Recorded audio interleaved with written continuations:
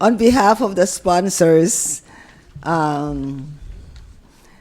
Asia Pacific Women's Watch, or APWW, Cities for CEDAW, History and Futures Project, Southeast Asia Women's Watch, or Sea-Watch, and UN Women, I welcome all of you to this event, 30 years of the Beijing Platform for Action, looking back, pushing forward.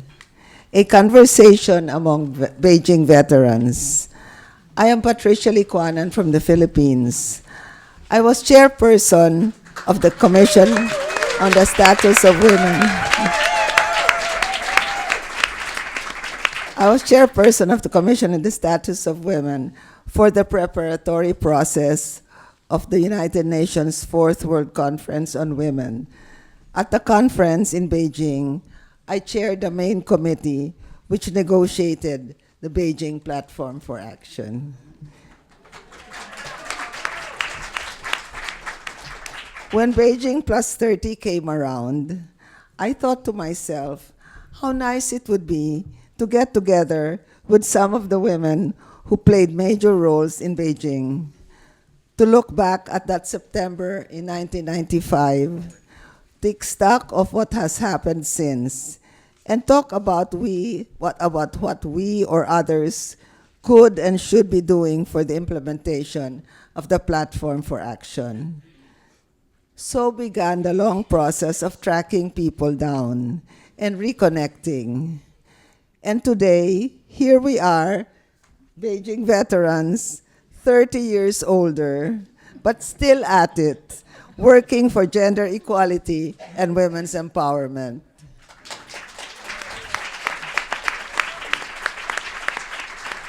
Allow me to introduce our panel of Beijing veterans. More complete information about these amazing women is available through the link provided for this purpose. I think the volunteers have given you instructions. Gina, do they have they have a link where you can get the complete bio notes? But just very briefly, I'll go down this way.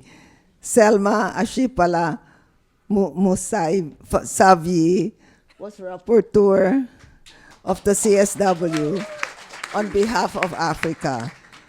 In the final hours of the last PrepCom, I'm sure in New York, I'm sure you remember, some delegates made a motion to have the word gender bracketed throughout the whole platform. Selma was chosen to chair the working group in New York to settle the matter before the platform was brought to Beijing. And she did. A career diplomat, Selma was former permanent secretary of Namibia's Ministry of Foreign Affairs. Carol Bellamy served as executive director of UNICEF in 1995. She was former New York State Senator, director of U.S. Peace Corps, and chair of the Global Partnership for Education. As an academic, she has been a fellow at the Harvard Institute of Politics. All the Peace Corps, all the volunteers here today are returned Peace Corps volunteers, Carol. Yes, I know. Yes. Charlotte Bunch, longtime executive director of the Center of Global Leadership, has been a recognized activist for women's rights for over 5 decades, right, Charlotte? She has authored and edited numerous books and anthologies and is professor emerita in women and gender studies at Rutgers University. Of course, Gertrude Mongella was Secretary General of the Fourth World Conference on Women, starting her professional life as a teacher, curriculum developer, and teacher trainer. She has held prominent positions in her country, Tanzania, including Minister of Lands, Natural Resources, and Tourism. After the conference, she founded the Advocacy for Women in Africa and became the first president of the Pan-African Parliament. Gertrude.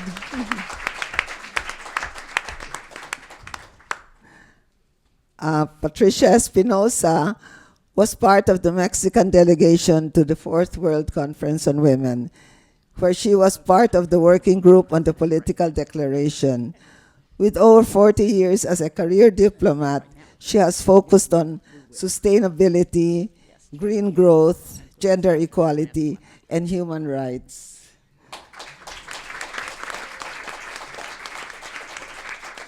And Sun Yang Yoon served on the NGO Forum Organizing Committee, where she coordinated the regional networks and facilitated the NGO proposed amendments to the draft platform for action, not an easy task. She is UN representative for the International Alliance of Women and co-founder of the Cities for CEDAW History and Futures Project, one of the sponsors of this event.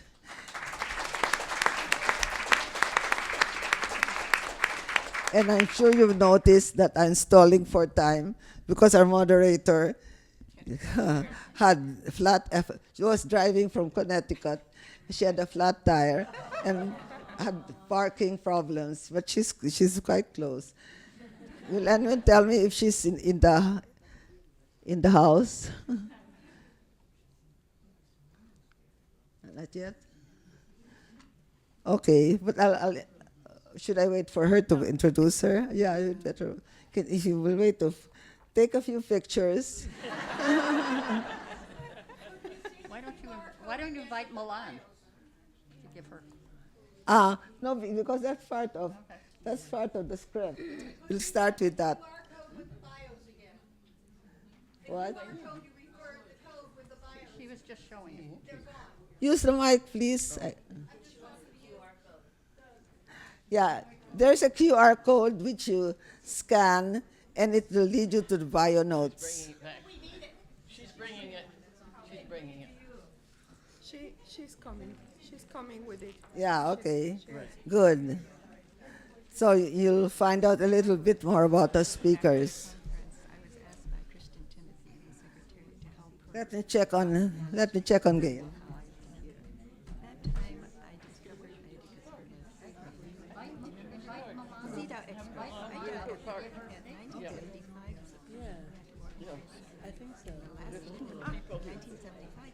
Mexico. Yes, Aida Gonzalez. Yes, yes. And I knew when she was before we lived there. And so I was reading many years. Okay. Yes. We'll start. I'll introduce Gail when she arrives. But we had invited, as part of the Girls Network, as part of the alums of Beijing, Secretary Hillary Rodham Clinton. At that time, she was First Lady of the United States. She was here for one event of the CSW, but today she had to be in California. But she wrote us a nice letter, which will be read by her former Chief of Staff, Ambassador Melan Verveer. Melan.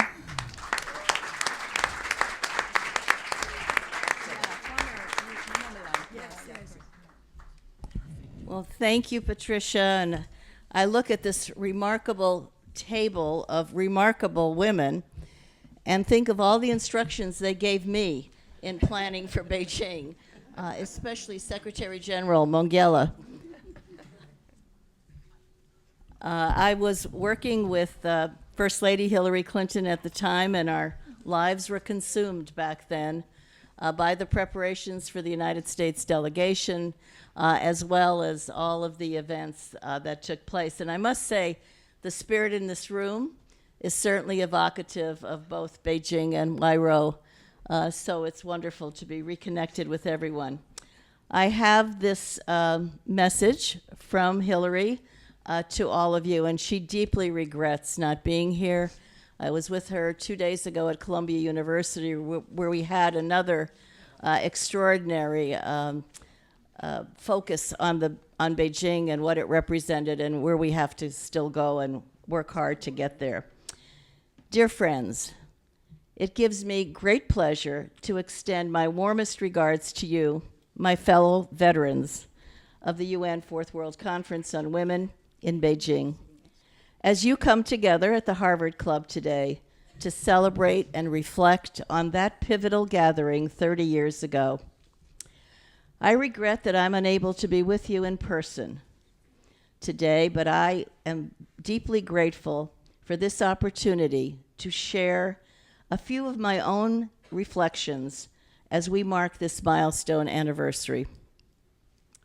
When I look back over my life and career, it is the moments of great possibility that stand out to me. When change was in the air and progress moved from dreams to reality. The Beijing Conference will always be one of the most important and memorable events in which I had the privilege to participate. When I look back, I'm struck by the seriousness of that proceeding and also its celebratory spirit. The challenges that came upon us that were facing women and girls were certainly serious business, and were being given the urgent attention and action so deserved for what I felt like was the first time on the global stage.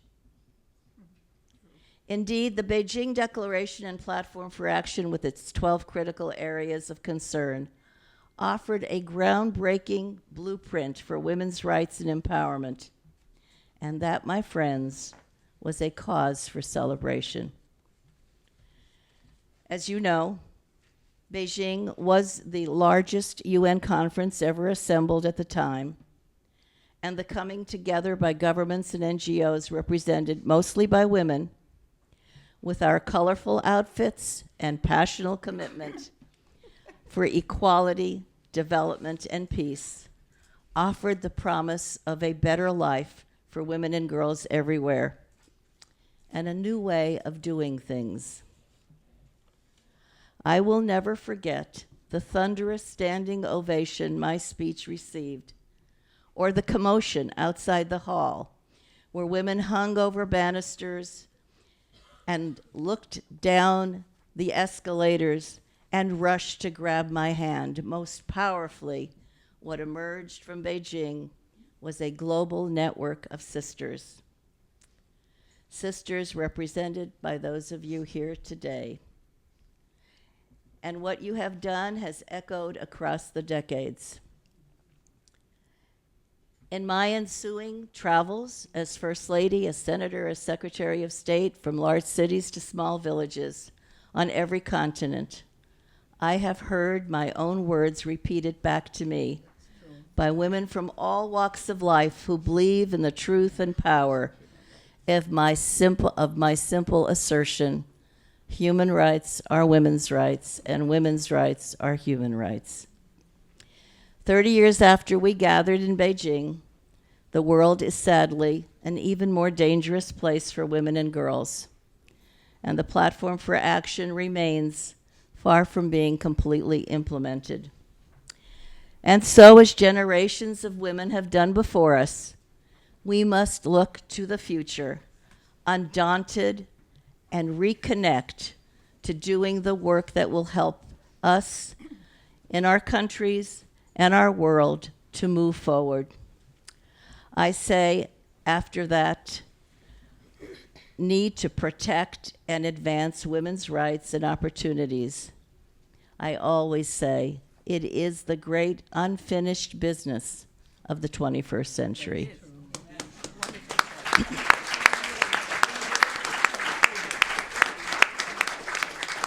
Today, let us remember, let us celebrate, but tomorrow, let's get back to work. Onward, in solidarity, with good cheer and warm regards, I am sincerely yours, Hillary.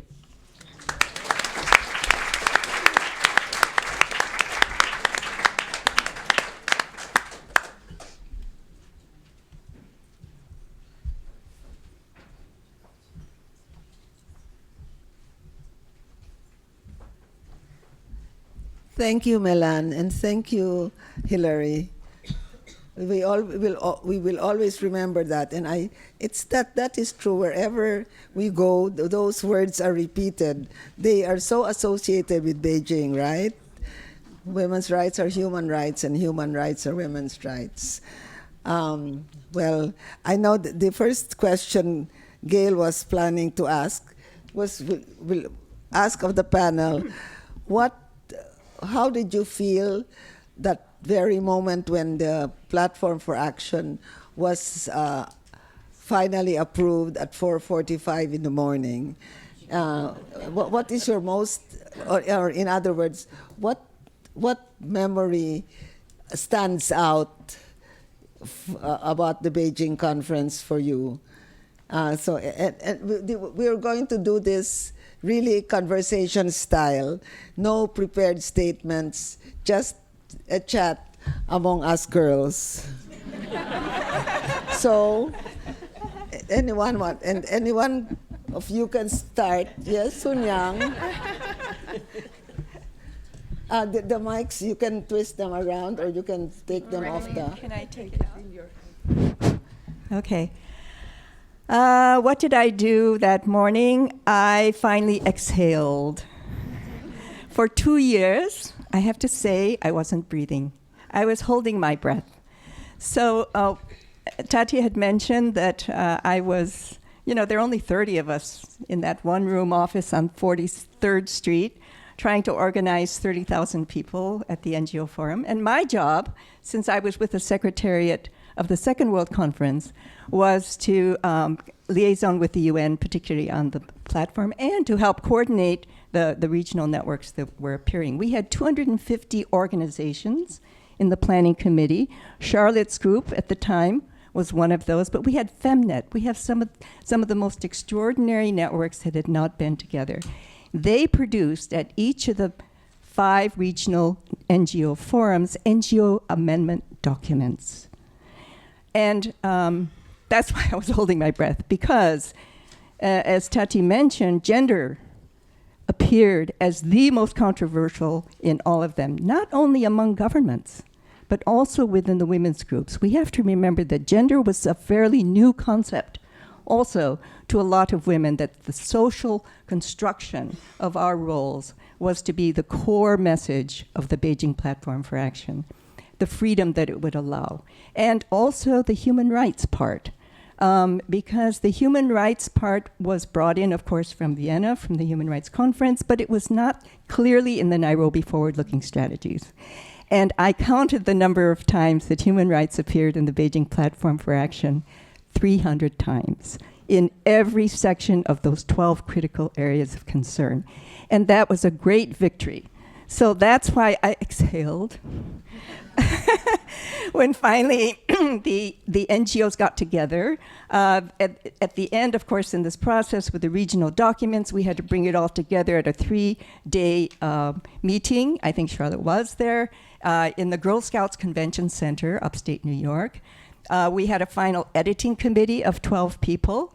And then there were the 3 of us, Zoni Woods, Joanne Sandler, and me, who had to kind of bring it into a smooth process. At the end, we had 1 NGO amendments document.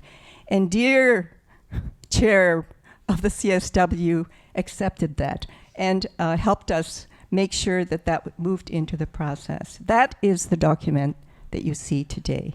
And the reason I wanted to elaborate on the process is to elaborate on how many voices and how much effort and how much movement had to go into that for 3 years, including on the part of Secretary General, who, as I recall, actually visited every province in China for a number of years, meeting with the All China Women's Federation groups to make sure that China, 1/3 of the world's women, was also going to benefit from this conference.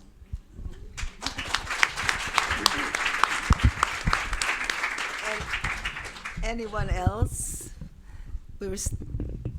Please, Charlotte. Selma? No, let her go first. Well, I'll follow up. The NGOs again, speaking Yeah, the first. NGOs. We were the conference. Come on. No, I want to follow up on Sun Young's point because my first reaction to the question was, how did I feel at 5 a.m.? Well, I think somebody had to wake me up because we were all lying on the floor behind where all the delegates were, waiting for this to happen and taking turns sleeping on the floor until it happened. And I just felt relief I could finally go back to my hotel room and go to bed.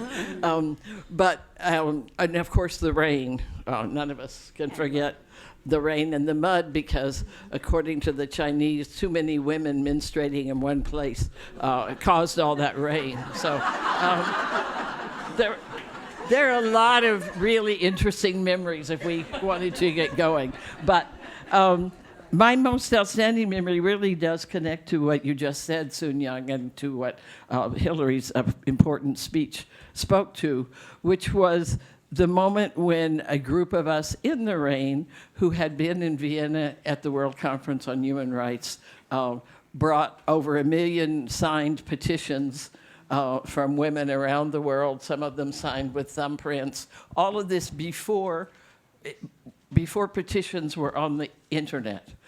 So if you're too young to know that, let me show you some pieces of paper that people signed and passed around and posted and sent through the mail. So at that time, we were bringing petitions that we had done for Vienna, and we had continued to Beijing, demanding that the conference address women's rights as human rights, and particularly violence against women as a human rights issue.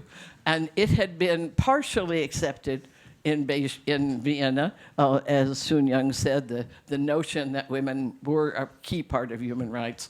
But we wanted Beijing to really put the final stamp on that. So through the rain, about a dozen women from different parts of the world carried these boxes of signatures and petitions to the press conference that was being held by the High Commissioner for Human Rights outside. In Vienna, we had delivered them to the floor of the conference, which was really the more dramatic moment. But for some reason, I don't know, Gertrude, maybe you didn't want them on the floor of the conference. I don't remember. But we delivered them to the High Commissioner for Human Rights, who was having a press conference about the conference. And it was that culmination of what not only we had been doing as the Global Campaign for Women's Human Rights, but also what Bella and WeDo had been doing at the World Conference Summit in Rio, and what many women had been doing in Cairo at the Women's Caucus to make sure reproductive rights were framed as human rights and not just as a question of some, incidental medical matter. You could talk more about that, Carol. And so that was really my high moment, was seeing that all of these things that had been bubbling up through the 90s, really from Nairobi, 85 onward, meant that there really was a global women's movement. And I think it was born in Nairobi, but it came to the public and fruition in Beijing.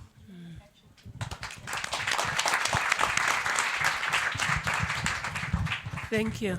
Selma? Yes, thank you, Patricia, first for bringing us together. I think we need to contextualize the Beijing conference in terms of time. The Nairobi conference took place in the thick of the Cold War, and the Beijing conference was held in the aftermath of the Cold War, ushering in a new era of hope. I remember at that time we had what we call the UN major conferences. We successfully had the Rio Conference on Environment, followed by the Conference on Social Development, etc. So there was this new reaffirmation of hope and trust in multilateralism and in the United Nations, and I think women felt that we had an opportunity to basically put issues to the fore that we thought were basically advantageous to the advancement of women. That's one. At the same time, the preparatory process for the Beijing conference was crawling, starting from the regional preparatory conferences up to the global preparation itself. Patricia talked about the contact group on gender. How do you discuss women advancement? How do you discuss women's human rights and you don't have consensus on the concept of gender? Now, in that morning, sitting there in that plenary room, I was hoping and praying that first of all, member states will minimize their reservations on the platform for action, and that no country will garner courage to reopen what we have agreed upon, and hoping that Patricia will gavel down so that we can deliver that platform of action, ushering in a new era of hope, a platform of action that basically put women at the center of human rights, delivering a new world. So that is what was going through my mind in that morning when we were about to adopt the platform of action, and I'm glad that we did. Patricia. Thank you. Thank you very much, Patricia, and hello, everyone. And let me just say that I feel very, very honored to be sitting here along these women that played such an outstanding roles in different areas to put together the successful outcome of Beijing in 1995. At that time, I was a young Mexican diplomat. I was part of the Mexican delegation. The Mexican, one of the Mexican leading figures there, an ambassador, Ambassador Pellicer, she was asked to, Olga Pellicer, she was asked to conduct the negotiations for the political declaration. And so I was almost the last member in the delegation. So I was told, okay, you will support the ambassador and you will be helping her in getting this declaration done. And that was my role. So as you can see, very modest role. And I feel so honored to be with these great women here that have actually really led a movement that I would say we would very much. In Mexico.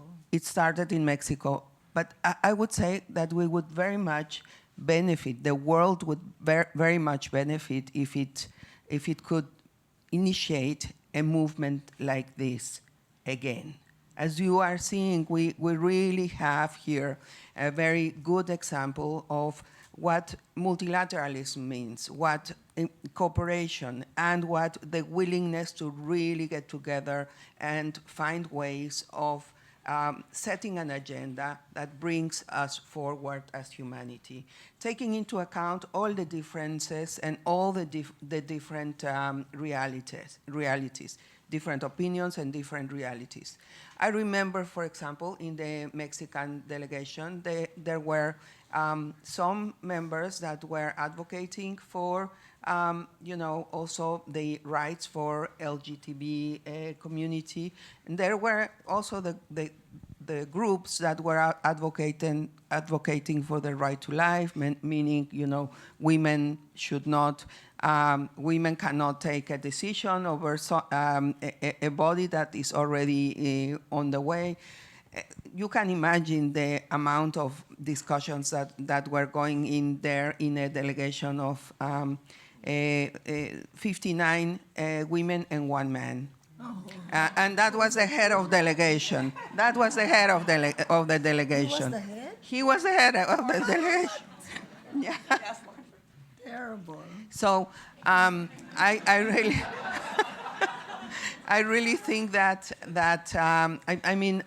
I'm saying this because, and I did want to share this with you, but listening to Hillary's message and listening also to my colleagues here, I think this is a moment of reflection. Yes, we need to celebrate because that was really outstanding. I think this is one of the big contributions of the United Nations to humanity. And there is still, unfortunately, we're still not there. So I think we need to realize that this kind of movement needs to happen again. It's not happening. We are losing the fight against those who are advocating to go back to those rights that were so hardly won in Beijing and that are there in the Declaration and Platform for Action. And I'm just so really grateful to all of you, because I can see that all of you, each one of you here, is absolutely dedicated and committed to this agenda.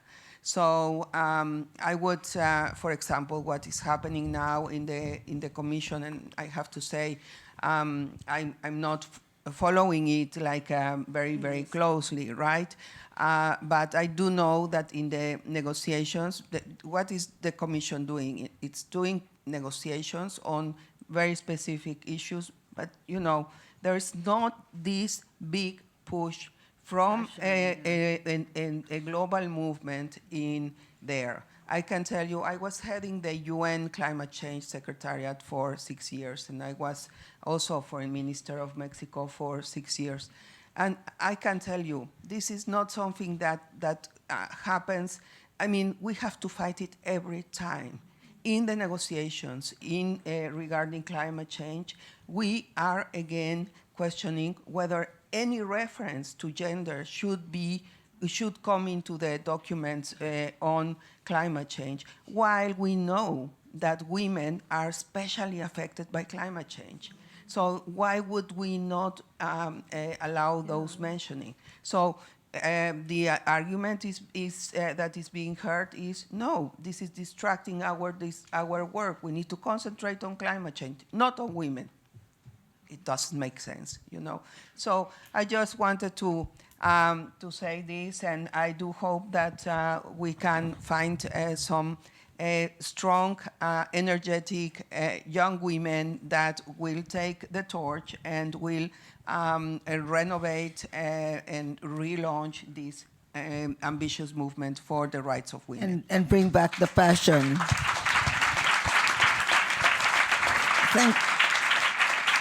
Thank you, Patricia. Her comment on the head of the Mexican delegation reminded me I was going to apologize to all of you for being in this very patriarchal room with all these men's portraits all over the place. Charlotte, you would call it patriarchal, right? Yes. And anyone else? Yes, who else? Carol. Okay. And Gertrude. I actually want to follow up on something that you said, because I wasn't that involved in the lead up to Beijing. I had just literally come to UNICEF in May of 1995, and so I was representing UNICEF at the meeting. Most of my focus on gender issues had been domestically here in this country, and happily broke a couple of little glass chairs, maybe not a ceiling. I mean, I was the first woman elected citywide in this city, so that was one thing. But I want to follow up on something you said, because I do want to put also Beijing in the context of the 90s. It was one of those really important meetings. There was the environment meeting in Rio. There was the women's meeting in Cairo, as you mentioned. There was Beijing. There was the social services in Copenhagen. And they led to really a global acceptance and a global agreement around global goals, which built into those goals gender-based goals. Not always pursued as strongly as they should have been, but the Millennium Development Goals included a number, from girls' education to maternal mortality, although that one kept falling off the list. And then led to the Sustainable Development Goals, which also built in peace and security, understanding, again, both the critical role of women and also the impact of peace and security on on women. And so, it was the fourth World Conference. So as you have pointed out, there'd been work that had been done before, but this played a major role in kind of globalizing these issues. The only problem was, in the follow-up meetings, while there were advances that were celebrated, the follow-up meetings they kept taking things off of the agenda. And to the extent that we find ourselves in 2025 trying to find the agenda. But I think Beijing has to be seen in that context. It should be seen as a separate and its own, because it played such a major role, but I think it needs to be seen in this broader globalization of the agenda, because without it, I don't think it would have been integrated into these global goals.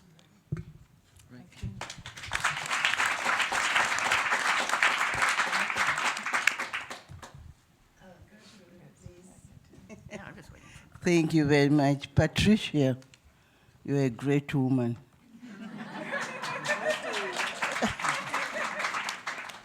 And you must really, I must apologize if I ever stepped on your feet, because we're really running for the declaration. And it came because you had a great contribution. I would like also to say, I think we should appreciate our Chinese host. It wasn't a joke to have over 50 people in Beijing at the same time. 50,000. 50,000. And if it went to some small countries, that would be over the natives of that country. So Beijing, we have to clap for Beijing. They worked day and night, I remember, to create the space for the NGOs, space for the governments, and to make sure we are safe.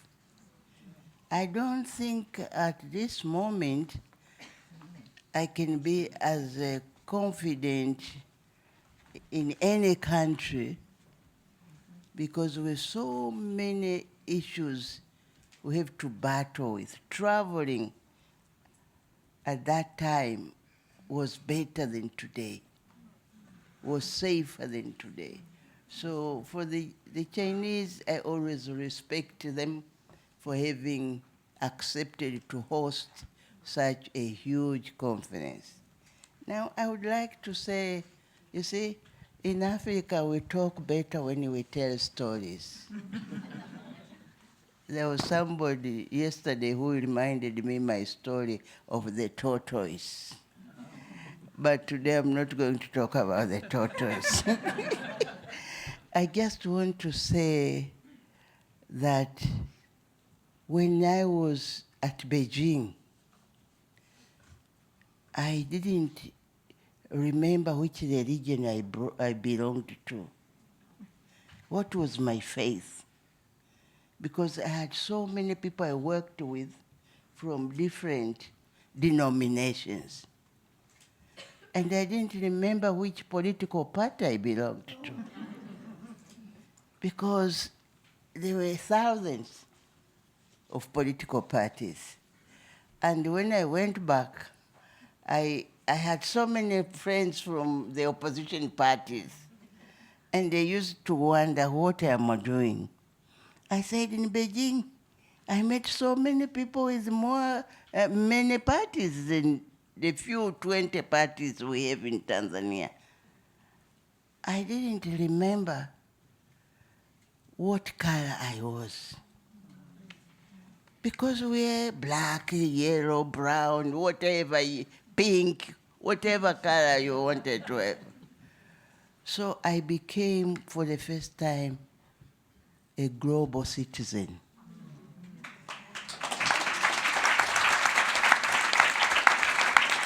And I have kept that spirit of a global citizen. And I remembered the philosophy, the Bantu philosophy. I think some of you have heard about it. we believe is in Africa. We believe that you are because I am, and I am because you are. So at the end of Beijing, I said, I think we have really implemented the Bantu philosophy. We were because I was because you were, and you were because I was. And that's why we succeeded. When people tell me, Mama Mongera, you are great, I say, I'm not. We are all together great because the contribution which was made by all of us, that's what we are. Now, I want to say, after I left Beijing, I remember we said everybody has to take homework. That was the conclusion. And I want to ask you a question. What have you done since we left Beijing? Don't ask other people what they have done. Before you ask what governments have done, what have you done? What have you done personally? I can answer that question. Very proudly when I went back, I said, I have to go back to Parliament. Clap for me.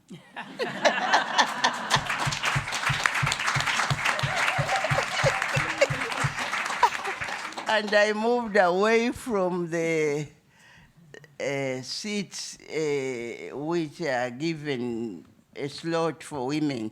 I went into the constituents to push out the men. And I succeeded. For 10 years, I've been representing my constituents, which is a group of islands in Lake Victoria. That is number one. Then what else did I do? I said, the Africa continent was formed, the AU formed, decided to form a Pan-African Parliament. Then I said, what can I do? I said, I have to be a member of that parliament. So I was elected in my parliament to be among the 5 representatives of Tanzania in the Pan-African Parliament. Then before we went to Addis Ababa, before we went to swear in, the 5 of us met, all of them men, 4 men and myself. And we met. And they said, oh, we are going to have elections for the president, 4 vice presidents. And I said, I'm going to run. And this man looked at me, as vice president?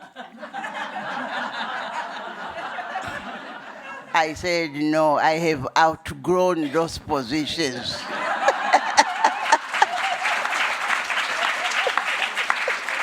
So I'm going to be the president. And they all laughed. President? I said, yes, I'm going to be the first president of the Pan-African Parliament. And I put in my name. It went there, it arrived in Addis Ababa, I think, just a few minutes before closing. So this man who couldn't believe it, when we were sitting in that, after swearing in, then a young man from Nigeria came, said, Madam, do you have your CV? I said, yes, I do. So I gave a copy, and this is the meaning of being prepared. I had several copies, so I gave him a copy. And that young man stood up and talked about Gertrude Mongera and the Beijing Conference and all those things.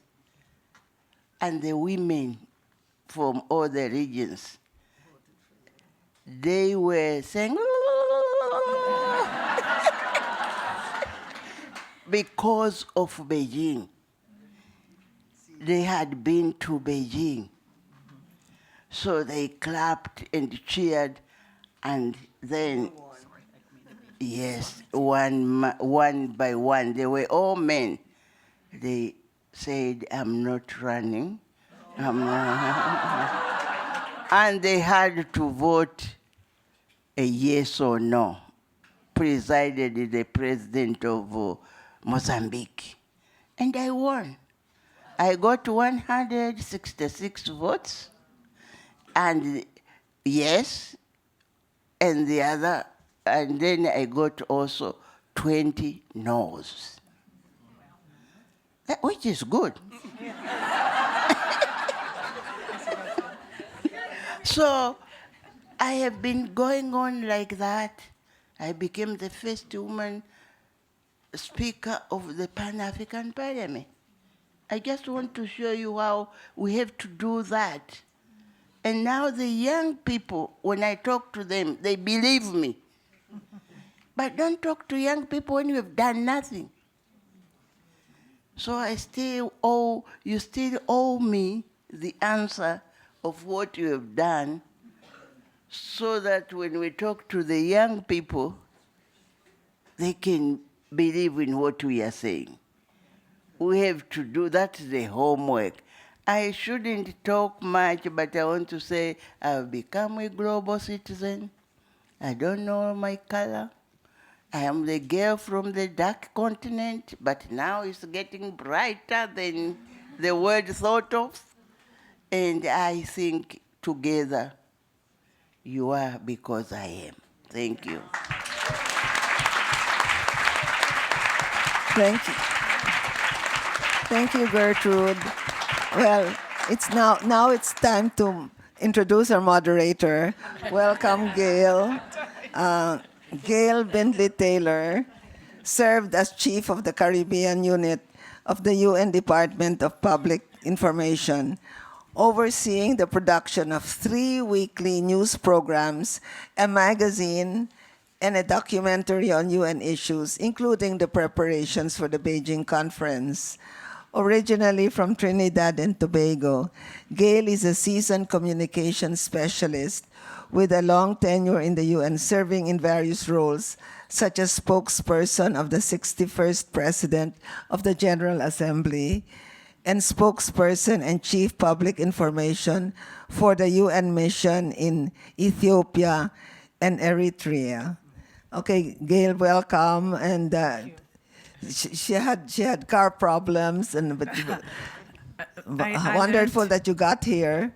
Absolutely, because I live in a different state, and I just discovered that this morning, because Connecticut is a very different state from New York. It doesn't take half an hour to get from 47th Street to 44th Street. But New York is an island unto itself. But it's really an honor and a privilege to be here, especially with these esteemed ladies who have, absolutely put everything on the map for us. And so I want to, they've given us a sense of, I think what was great was I came in just as you all were beginning to give a sense of how it felt. And I think that's important for us to know, especially those who were not there, but to get a sense of what it meant. I remembered having to sit up, waiting, when on earth are they going to finish, dear Lord? It is what hour in the morning, But the excitement of being able to put out a story that said they got consensus, they're moving forward. That was exciting. I think what we want to look at now is, and what has happened since? Mrs. Mongella has raised the whole issue. What have you done?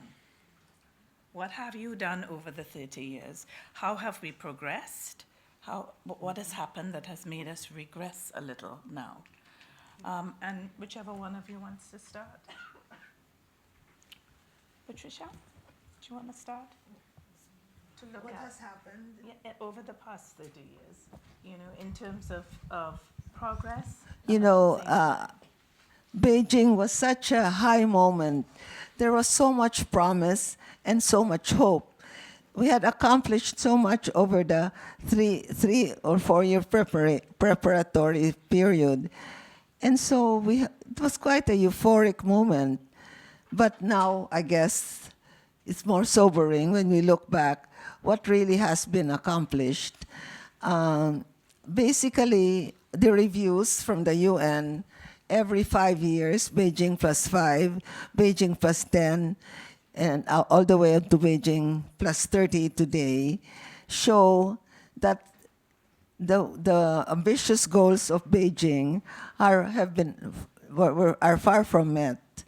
And why is that, we ask ourselves? And that's what I think our panel should try to explore, rather than just lament the fact that the results are disappointing. But I think what came out earlier is that Beijing is, and what accomplished and what it meant, has lost its visibility. And also the people working on implementation possibly don't have the passion. They were, of course, not everyone could have been there, and all those who were there are so much older now. But how do you keep the passion going? Because this is a long haul. It's not a quick fix. So I think that the platform is facing serious problems in terms of resourcing, and it's kind of been eclipsed by the Sustainable Development Goals, because the Beijing 12 critical areas has been interpreted in terms of Goal 5 of SDGs. And I say, no, the SDGs are very important. Goal 5 is, of course, wonderful. But we have 12 critical areas. Don't forget that. And that was a 3-year process. Every region had its own platform for action. So the concerns of the regions all went into those 12 critical areas. So every one of them is important. You cannot subsume all of that into one sustainable development goal. So I think we need some more visibility for the Beijing Platform for Action. In so many words, just go over the 12 areas again, and how can you eliminate any one of them? They're all very important. And we have to believe that with all our hearts, because we worked so hard on it. And so we can't just let it slide into oblivion.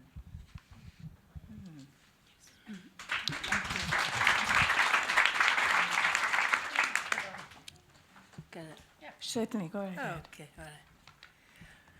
Thank you very much. I think for somebody who was closely involved in the Beijing process, I can certainly say that we have come a long way and we have achieved a lot. Every region has its own peculiarities. But let me take a moment and talk about what I know best, my country. The Platform for Action has remained a guide for Namibia. We have basically garnered political will to the extent that today in Namibia we've got 50% women representation in the National Assembly. Namibia is among the top 10 countries which has closed the gender gap. And in 7 days, we are going to inaugurate our first woman president. Who was not appointed, but elected. And she was actually the rapporteur at the Beijing conference at the ministerial level. Wow. So it can be done. We did not change any laws for us to achieve the 50% representation. We decided that we have to work with men and make them understand that women issues are national issues. At the SADC level, we have succeeded to integrate gender issues into the programs of SADC, where member countries are obligated to basically give a report on how far they have come in the implementation of the Platform for Action. Of course, there are impediments that remains, but I think as women, it's important to always look at the glass half full, because that gives us motivation to continue. It's not easy, but it can be done. And I think we need to celebrate the successes that we have achieved. Thank you so very much. As you mentioned regions, I thought maybe we could go to Mexico and find out what's happening in Mexico. Thank you very much. Yes, well, in Mexico, I think Mexico is also an example of a country where a lot has been achieved. We have, for the first time, a woman president right now, which is really something very, very important. As you know, the culture and the profiling of genders has been so embedded in the culture in Mexico, as it has in many other countries, that this is something that shows how much progress has been achieved. And I think those examples are important, and we should be highlighting them in order to inspire and also to give a sense of hope to the young women that are coming and that are growing and that are building up their careers. It can be done. Yes, it can be done. I fully agree with Selma. Now, let me also make a couple of reflections on what Selma and also Patricia were saying. I think that what happens after Beijing or after one of these very important understandings, important documents are approved in the UN? Well, then what happens is everybody thinks, okay, it's now up to the countries, the governments, to do the implementation. And I think this is the point where we are losing the battle, and we are seeing so much regression in so many places. Yes, the implementation has to be done at national level, right?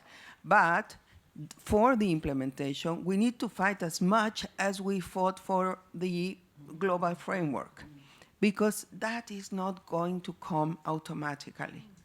And Patricia was referring to the SDGs.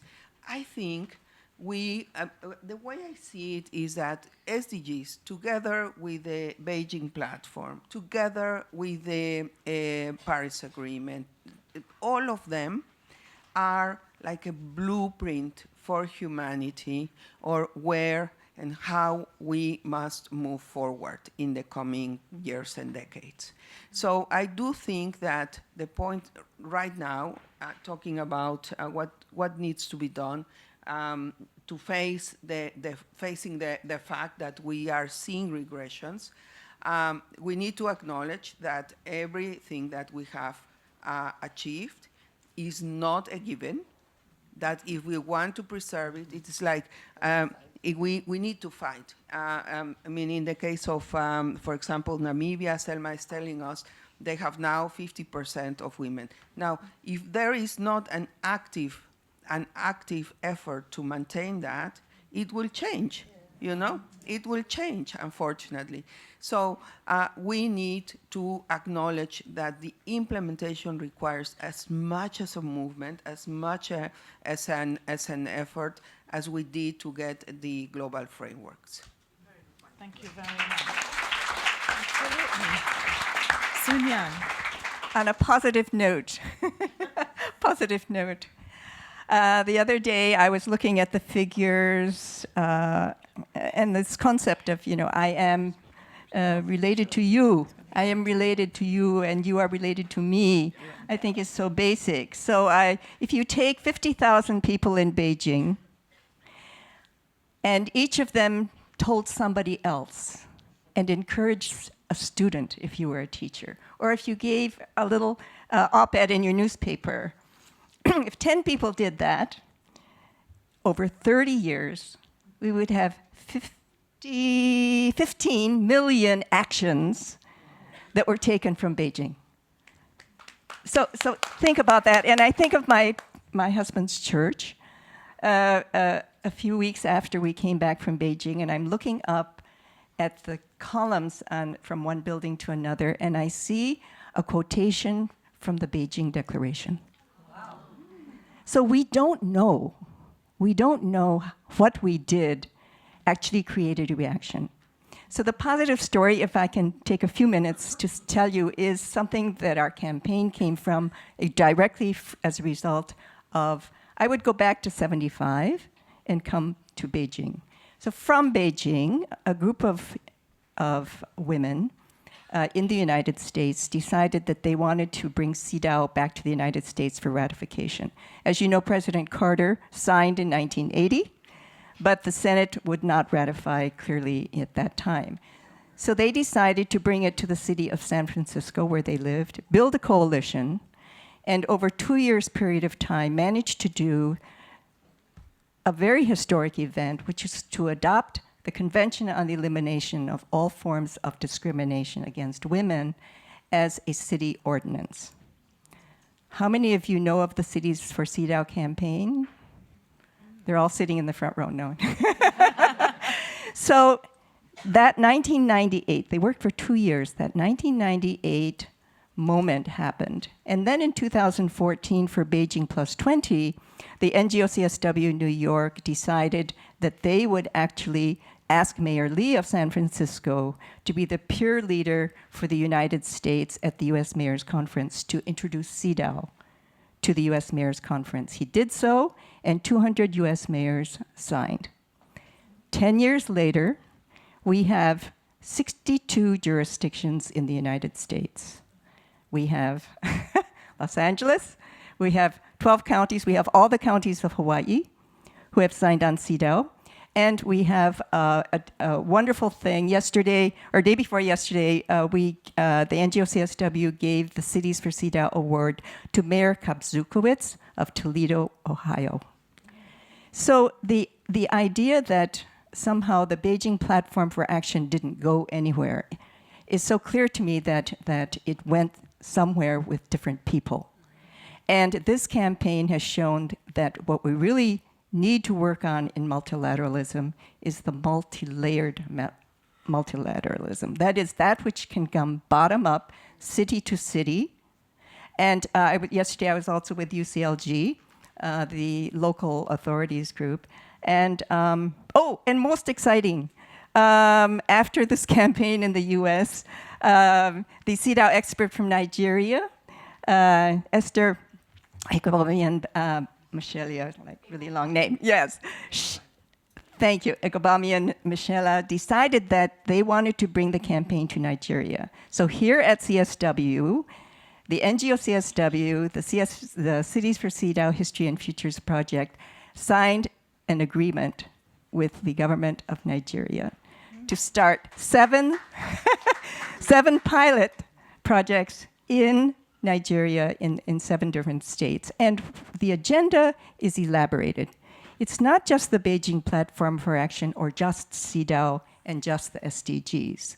What they intend to do, I think, is the vision for the United States, which is to localize all of them together, covering the 12 critical areas. In fact, we've done a chart which lines up CEDAW with the SDGs, with the Beijing Platform for Action, because you can see the alignment and how they actually work together.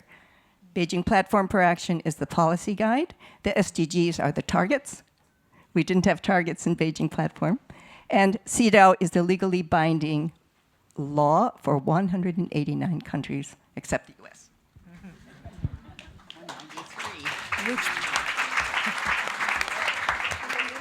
Which brings us to the US. So I'm now going to introduce both Carol and invite both Carol and Charlotte to speak. Go ahead, Charlotte. Okay, I get the U.S. first. Okay, yeah. But I'm not going to start with the U.S. We're going to end with the U.S. But I usually am the glass half full person, and I'm finding myself now feeling like I'm going to have to become the glass half empty person. But I think that I want to start with absolutely I think the world has changed enormously since Beijing, and part of that is advances in the area that I work in. Violence against women laws, domestic violence, rape laws, laws about violence against women have been passed in almost every part of the world, and Beijing was a big impetus for that. And the task, of course, is to get those laws implemented, to get the local authorities to implement them, and of course to bring about the cultural change, which is much of the work that we are doing in many parts of the world around violence, to make the kind of violence that women experience unacceptable. But in a world where war is raging everywhere, it is very hard to make violence unacceptable in the home as well. And I think this is one of the key connections that we were trying to make in Beijing, and that we need to do more. That you cannot build a world that isn't at war if you aren't also addressing the ways in which violence and domination starts in the home, and vice versa.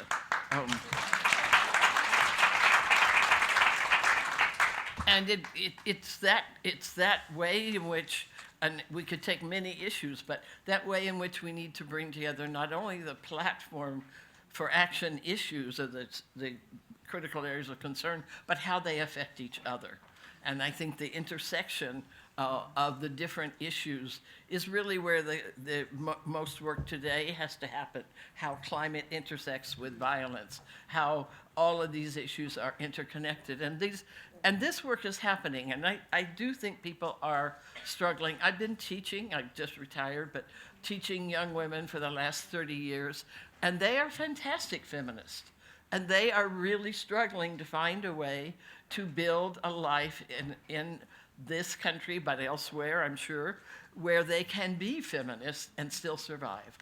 Many of them are immigrant, migrant families that are expecting them to become doctors and lawyers and support the family, and they want to be feminist activists. I mean, it's not easy to build that environment, but there are so many young women I know all over the world who want this to happen. So I think some reflection on what it takes to structurally make that happen in today's world, which is so different, is something I would also say. The third thing I want to say is that we've made huge changes in the UN. I mean, I was very busy on the GEAR campaign, helping to create UN Women, trying to give the gender agenda more space in the UN, but the money never came through.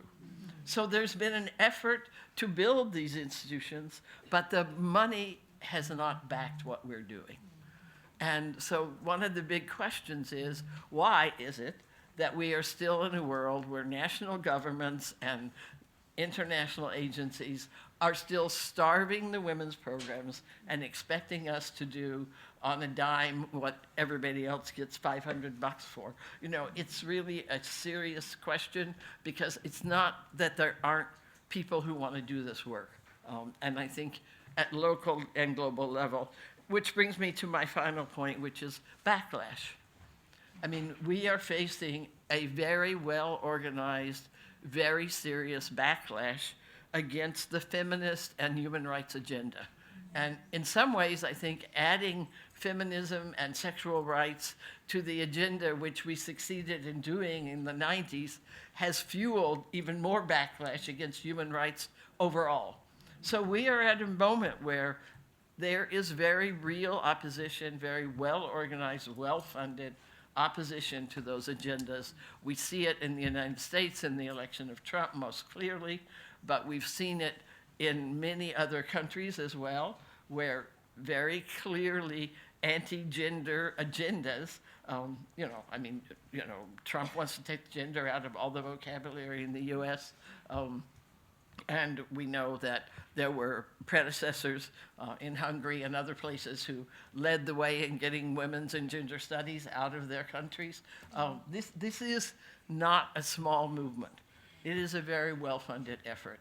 I believe that we represent more what people want, but they have the money and they have very good communication skills and they know how to manipulate the political systems. And they are using the UN the way we did 25 and 30 years ago. So we have to up our skills and our commitment, not because the glass isn't half full. We've made amazing things happen in this 30 years, but we also have to defend it and move our ability to put these on the political map in a very difficult time when there is a very well-organized opposition. So what have I been doing? I'm not going to talk in detail now, but I put a lot of my time in working with women's human rights defenders because the feminist activists are now targets. We don't just have violence against women in general. We have feminist organizers in many parts of the world are the targets for belittling, for firing. We've just had the big firings in the US. Believe me, I'm sure all of the feminist activists who made their way into government are on those firing lists. But they are also targets for death in Central America and many parts of the world. We have to defend the women who are trying to make the changes as well.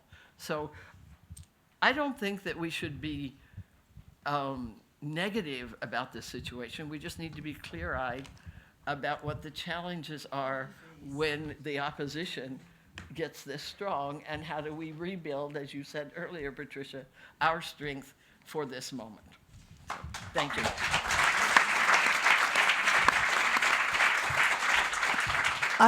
I also think we have to face the reality of shrinking democratic space and the rise of authoritarianism globally. Because as soon as states turn authoritarian, the first target are the weak sectors, and certainly women become the target of authoritarian governments, which are spreading all over the world, even here in this country. So we have to face that reality. It's there, and we have to know what to do about it. But the other observation I have made too is that we can't rely on governments. Over the 30 years since Beijing, I said this yesterday, Charlotte, I've seen governments come and go, and I have seen them blow hot and cold over issues, particularly women's issues. I've seen the personalities in government change, but you look around you, and then the NGO, the women NGOs, are still there. They're still working on their special areas of concern, their organizations, and the women themselves, now 30 years older, are still there. So is there a systematic way where we can program, the effectiveness of women's organizations? Because they're what you can rely on. They will be there. Governments will come and go, and they will not always support women's issues. They may, when things are on good times, and then they may change their minds. But how can we program things so that the women's organizations have more say and more clout and are better organized? One of the people who isn't here today because of illness is Dr. Irene Gaina-Reichel, and she has sent a little message to everybody that I want to read. And she talks about exactly some of the issues that you have raised. But what she says that I think is important is what she sees as what we can do for the future. And it reads like this. She says, I think it's important to keep the spirit of the Beijing conference alive. What has stayed with me most vividly is the determination and positive energy of women and women's groups from all corners of the globe and from all backgrounds, cultures, and social strata.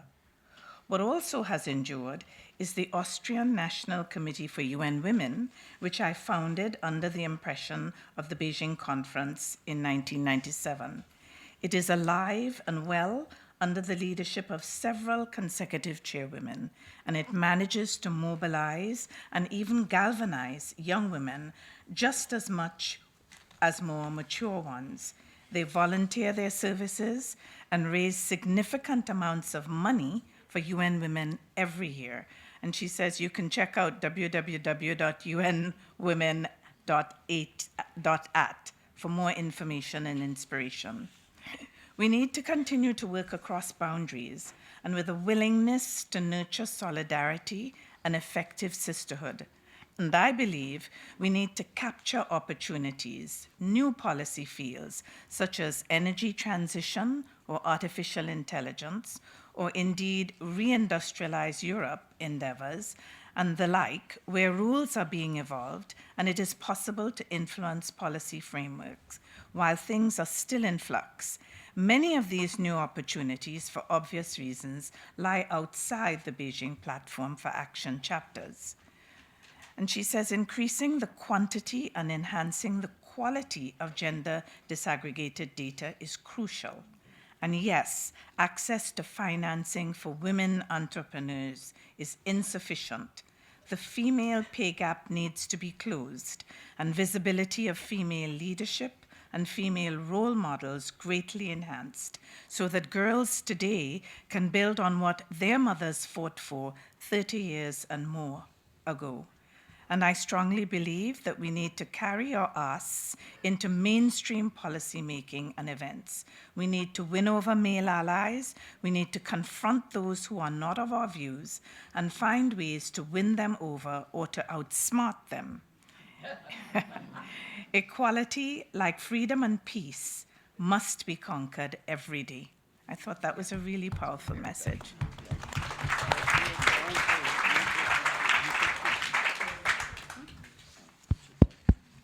I think that is a very strong statement. And I want just to say, as I look ahead, I see that we can only win if we keep on moving. As Patricia said, we are there. Women are there. So we should keep on moving. I know in my country, in fact, this reminds me of the success story. We are here 3 countries with women presidents. I come from Tanzania. We have a woman president. She comes from Mexico, a woman president. Namibia, a woman president. Is that not success? We never even dreamt of it. And now we in the SADC region, we have 2 women presidents, at least at the table. We expect the 2 women to share some ideas which come from Beijing. And fortunately, the president of Namibia and the presidents of Tanzania were both in Beijing. So we should, I think some of us have a response, and Mexico. So we should also try to find out that critical mass where we have at least a number of women, and we don't need to wait until we have 50-50, but use that critical mass to have our ideas getting across. Now, having a president and a woman president is very crucial, but supporting them is very important. And we will be tested this year in October because we are having another election, and she's a candidate already from her party. Now, the other thing I want to say is the legal reforms are very, very important. If we don't change the systems, the education systems, the legal systems, whatever the systems in place, we never make it. So in Tanzania, for example, we have laws already in place where women must own land. It's mandatory by law. so we are happy.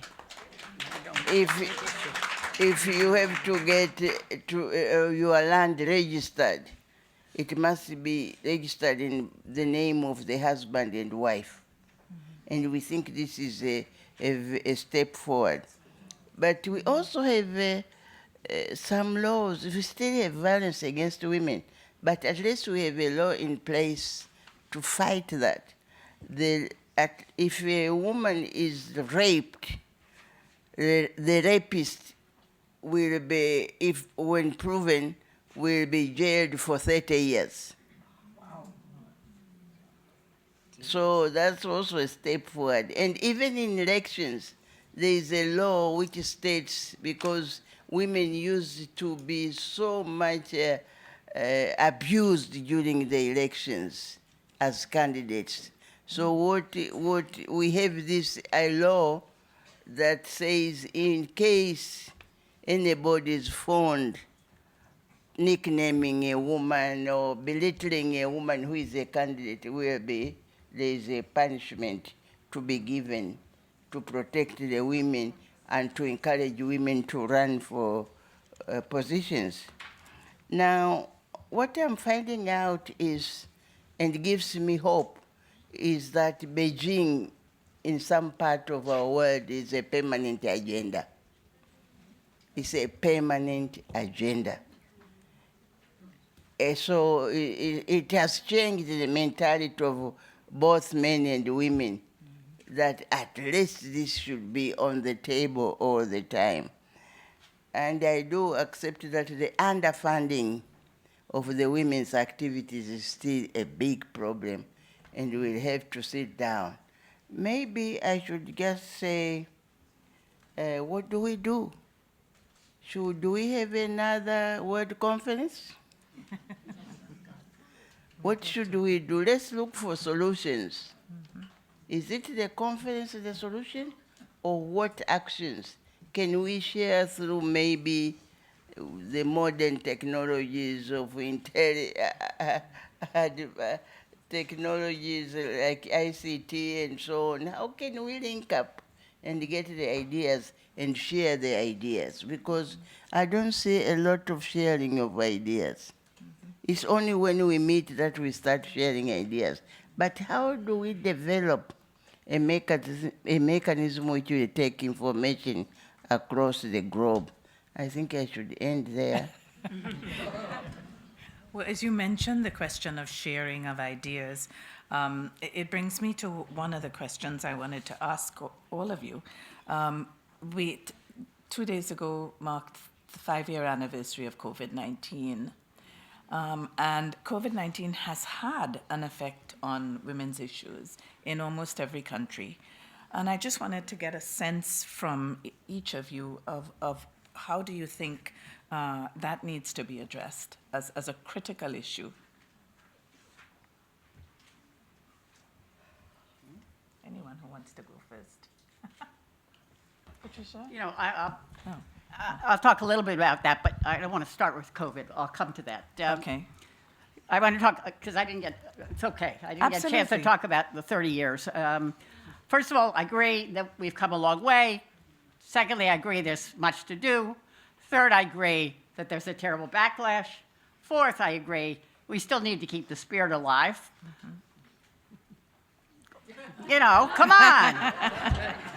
It's Friday morning in New York. I thought nobody would show up. Look at this room. You're not telling me there's not a spirit?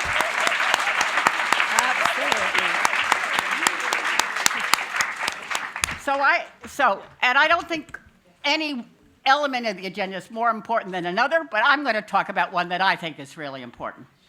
And so something that if I could only do one more thing in my life, for the rest of my life, and I intend that to be quite a while, I'd work on girls' education. So I want to talk about that for a moment, and then I want to come to COVID, because I think COVID's had a big impact there. But again, over this period of time, we've seen dramatic improvement in girls' education. The 90s began to see a closing of that gap, certainly for primary school. We did away with school fees. We still had book and stuff like that. But doing away with school fees, all of a sudden, everybody used to say, well, parents don't want to send their girls to school. They sent their girls to school. Yes, when there were school fees, they tended to pay for the boy and not the girl. But once the school fees, my goodness, girls showed up to school. We didn't have enough teachers, and they weren't learning very much. But we began to close that gap. And we know that the return on investment in girls' education is critical. She's more likely to be healthy. Her children are more likely to be healthy. She's less likely to be a victim of violence. Doesn't mean she won't be, but less likely because she can make better choices over her life. She's less likely to get married as a child marriage. Watch out for that word marriage that gives legitimacy to a child being taken. Her family maybe not going to be rich, but more likely to be financially stable. And then we started getting girls into secondary education, very important, because that magnifies this return on investment. And then COVID hit. And all kids, boys and girls. Oh, by the way, my view is if girls are going to school, boys are going to school, at least in most places. So it's not that I don't want boys to go to school. I do, and we have to work with boys and men. Absolutely. But COVID hit, and it had an impact on all kids, but particularly on girls, because there we saw a rising child marriage again.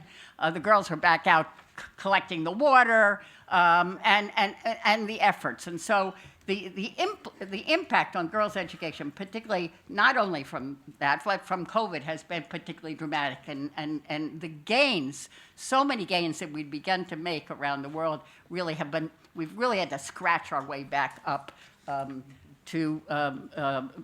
a result of COVID. It wasn't easy for the boys, but it's been harder for the girls to get them back into school. But I want to make an argument for an investment, whoever has the money, all of us, investment in girls' education, and to listen to young voices. I love this room. There are a lot of young people here, although there could be more young people here.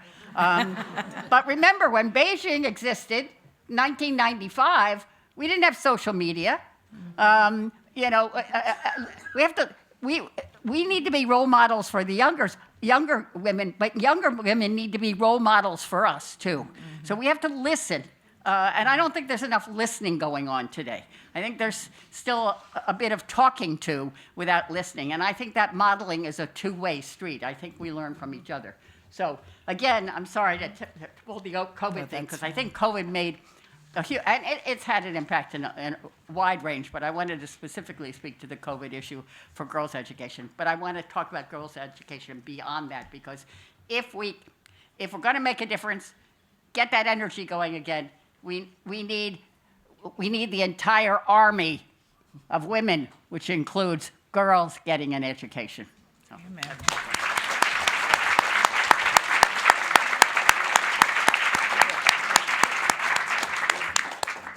Other views? Selma? Putting me on the spot. I think COVID basically accentuated the need of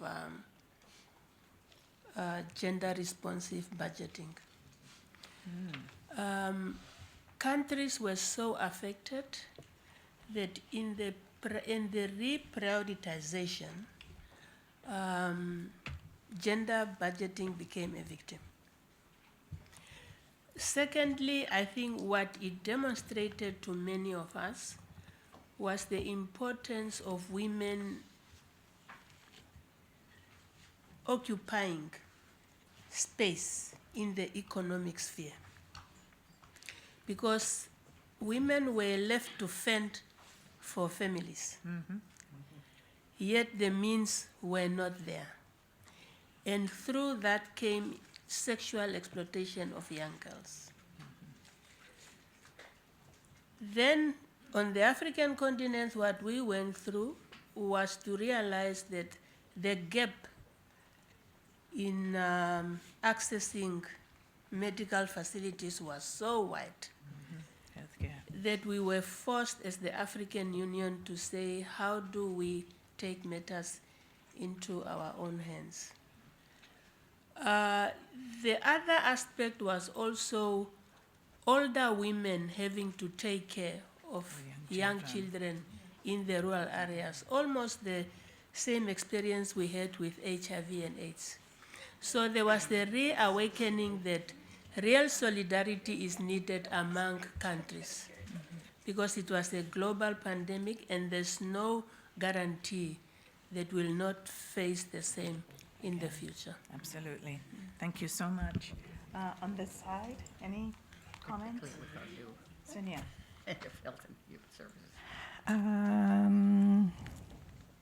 COVID. So you may have thought that our pandemics are over. They are not. There will be another, and another. And the preparedness that we have for the next one is what frightens me.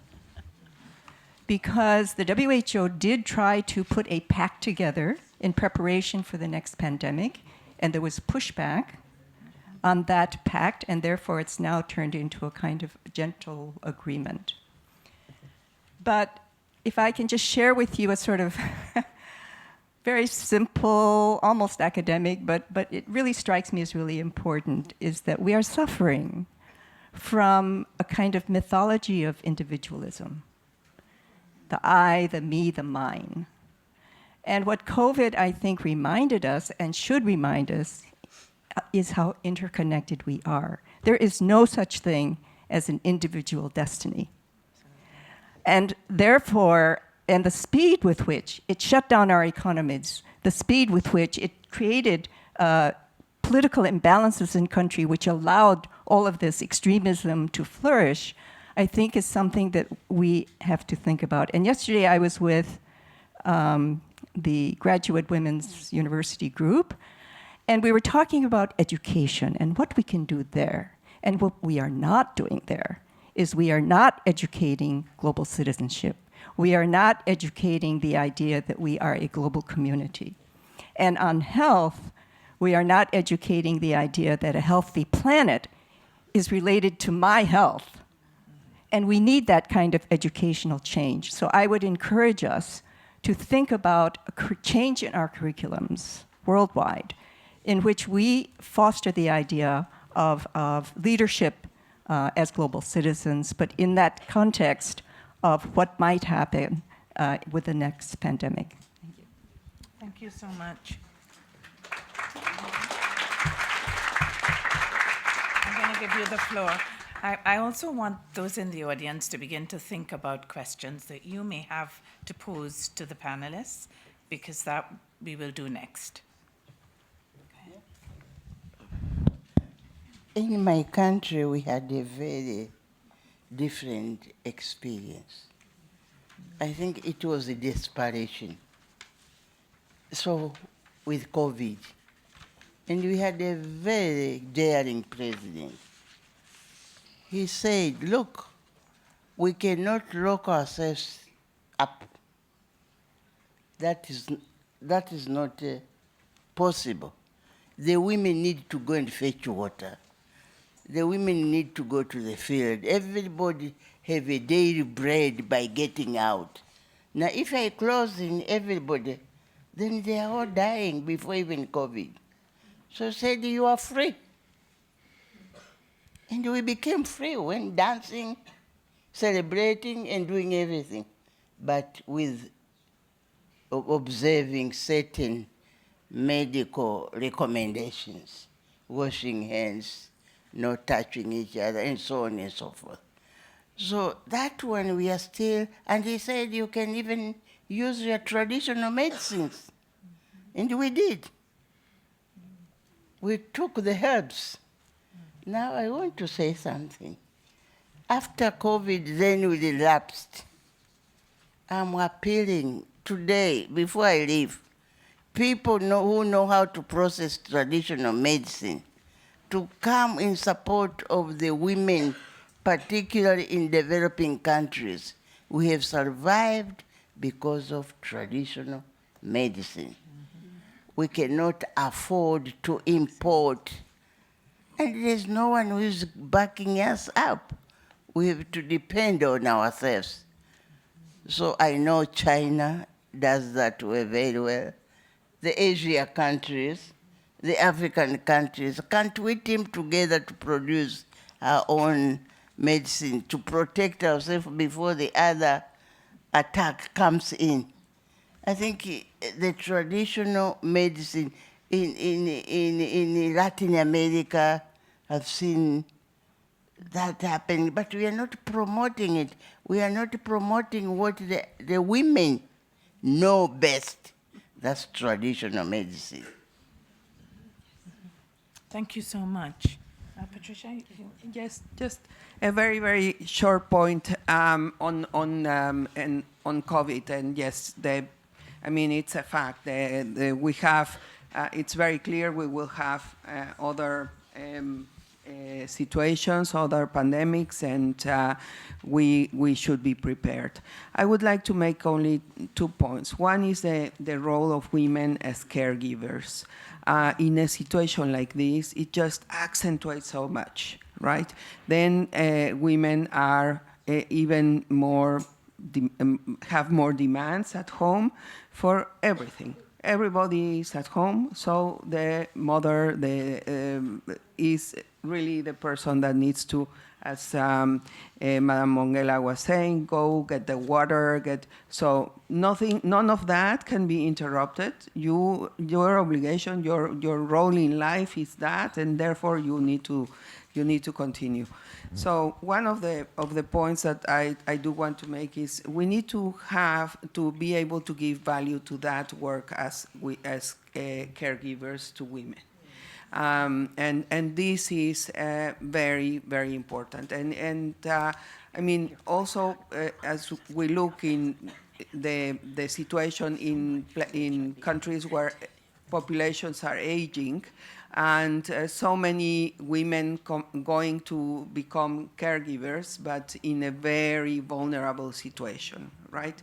While actually, the aging population, those elder women and men require that kind of support. So I think in the women's agenda we should also, and probably when we talk about closing the gender gap in terms of remunerations, I think that's also one part that we need to be very much ready to do. And this is something that can be worked on before the next pandemic, to really get up some support for that. The other part would be, as we all know, violence increased.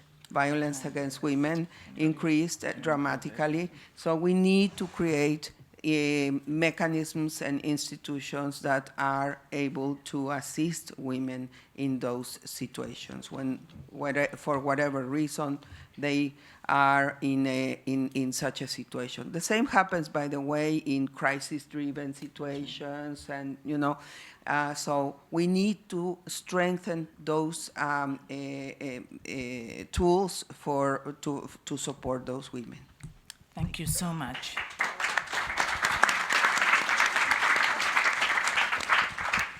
The floor is now open to your questions. The microphone is there. I would suggest you form a nice line so that it makes it easy to come to the podium. Identify yourself and who you represent, and then please address your question. Thank you so much. I was told to face this way. I actually want to face you. No, turn it around. Anyway, can I?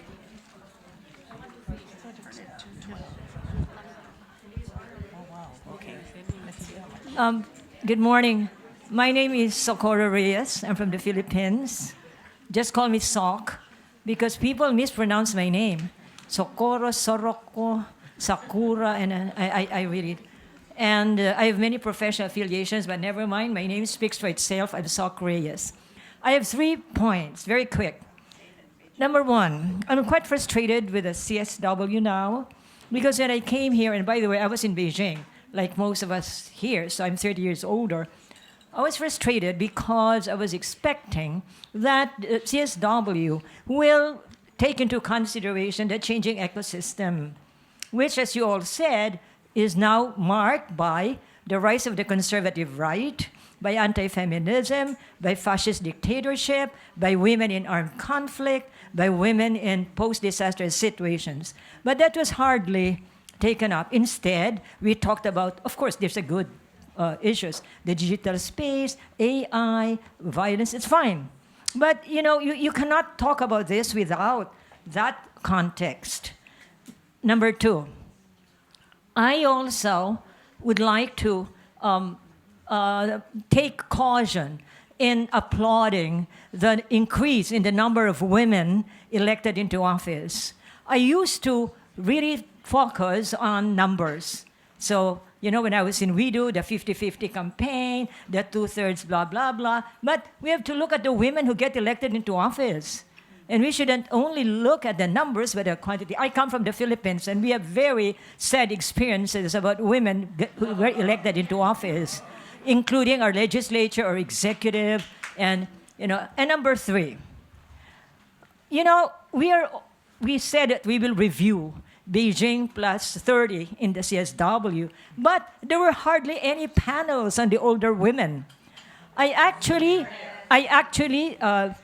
listened online to one panel on older women, but they were about white women, in Western countries. And, but what about us? We are in underdeveloped, poor countries, and we have really issues that are very close to issues of women in the West, but the result of accumulated disadvantages through time. So, those are comments. You may or may not comment. That's fine. Thank you. Yeah, I do as well. Yes. I'm going to. We're running out of time, so make sure that you get that question in really quick and succinct. Exactly. Go ahead. Hey, good morning, everyone. My name is Lucy Okeke from Lagos, Nigeria. I'll first of all say that if this is the only session I attend after having flown miles from Nigeria, I'll be, very much satisfied. Coming here today was by divine providence. It was not easy just navigating through the programs and all of that, but I knew I had to be here once I saw the programs. And so my biggest question would be, we like to tell stories like Madam Gertrude said in Africa. Is there a knowledge transfer framework from all the women seated here today? I think if that's not being done, it will be very important for some of us to have that in place and a mentoring structure for young women like us. So it's just a recommendation to see such a renowned group of women who are veterans of the Beijing conference. For me, I'm new in this space, and I think it's just passion and love for what I do that has brought me here. I'm the chapter chairperson for the International Forum for Women in Energy, Oil and Gas, Lagos, Nigeria. And I'm here by myself, really. I'm self-sponsored and all of that because of my commitment to my position. So would want a formal mentoring structure and knowledge transfer to be done by these wonderful women here. Thank you.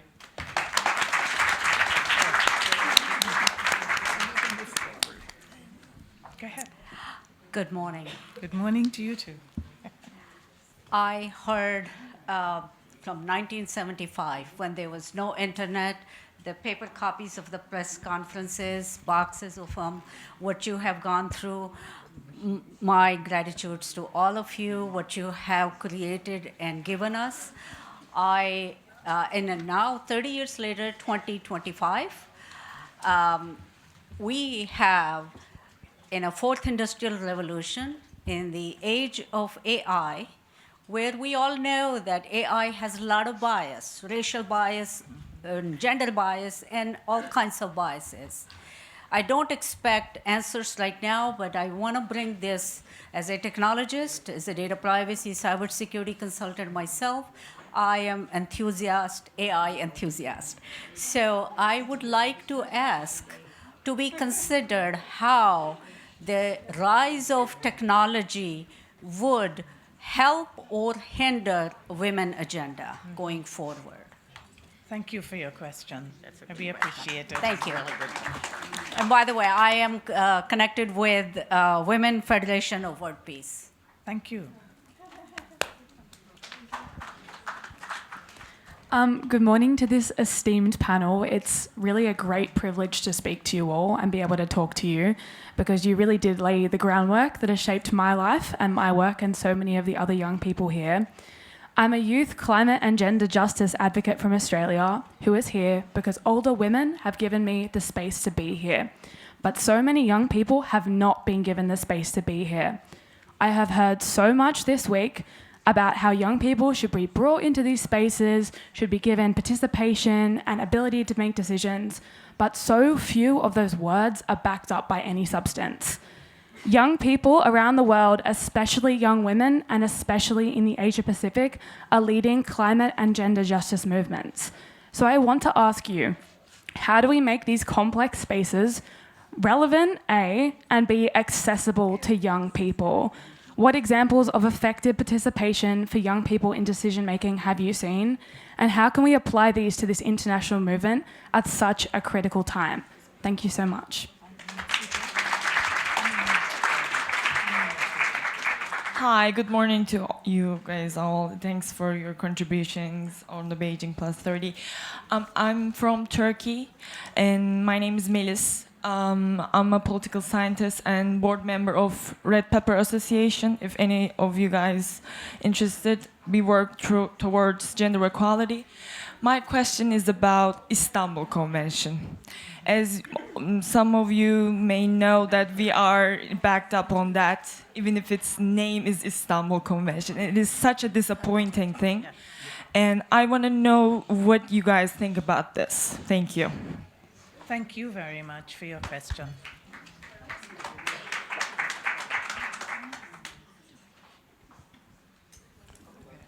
So I don't have a question, I have a challenge for Okay. all of us in this room. So my name is Donna Tsufura.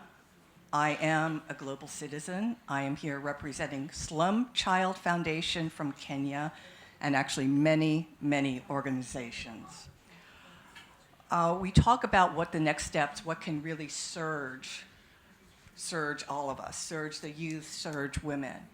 And I will let you know of a declaration that was spoken at the Activate Impact Summit here at the United Nations by two youth of an organization called 1M1B, 1 million for 1 billion.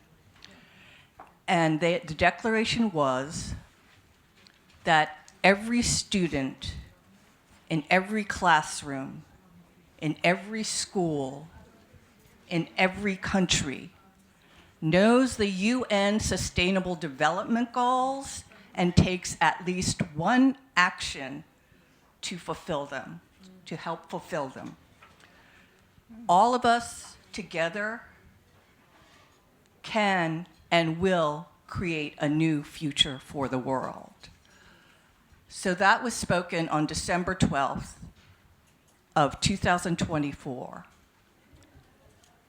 And that declaration be given out by all of us, to all of our countries and all of our schools, can create the culture of relatedness, of caring for others, of curiosity.